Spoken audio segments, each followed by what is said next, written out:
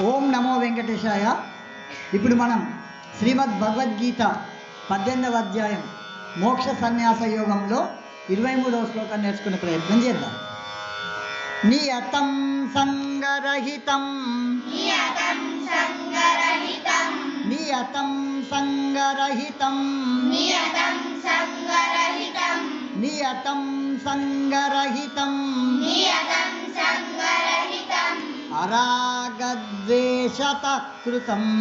అరాగద్వేషతః కృతం అరాగద్వేషతః కృతం అరాగద్వేషతః కృతం అరాగద్వేషతః కృతం అరాగద్వేషతః కృతం అపలప్రేప్సునా కర్మ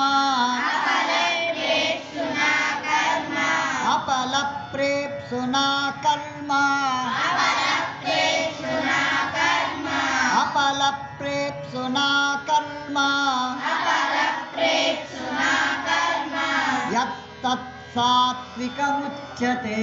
యత్తత్ సాత్వికముచ్యతే యత్తత్ సాత్వికముచ్యతే యత్తత్ సాత్వికముచ్యతే యత్తత్ సాత్వికముచ్యతే యత్తత్ సాత్వికముచ్యతే నియతం సంగరహితం నియతం సంగరహితం నియతం సంగరహితం నియతం సంగరహితం అరాగద్వేషతః కృతం అరాగద్వేషతః కృతం అరాగద్వేషతః కృతం అరాగద్వేషతః కృతం అపలప్రేప్సునా కర్మ అపలప్రేప్సునా కర్మ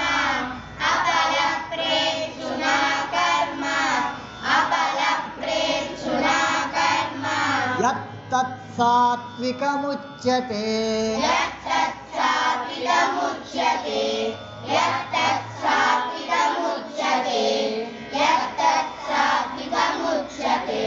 నియతం సంగరహితం అరాగద్వేషతః కృతం నియతం సంగరహితం అరాగద్వేషతః కృతం నియతం సంగరహితం అరాగద్వేషతః కృతం నియతం సంగరహితం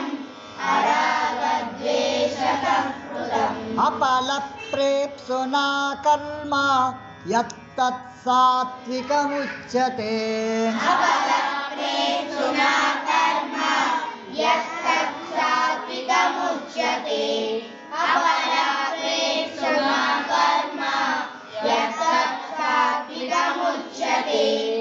అపలప్రేప్సునా కర్మ యత్తత్ సాత్వికముచ్యతే एक दो నియతం సంగరహితం అరాగద్వేషతః కృతం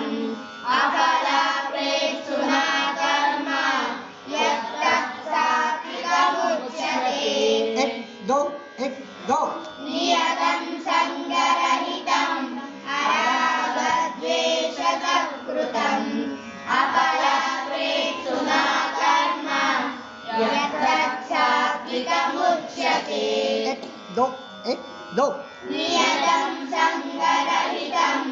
అరాగద్వేషతః కృతం అపలప్రేప్సునా కర్మ యత్తత్ సాత్వికముచ్యతే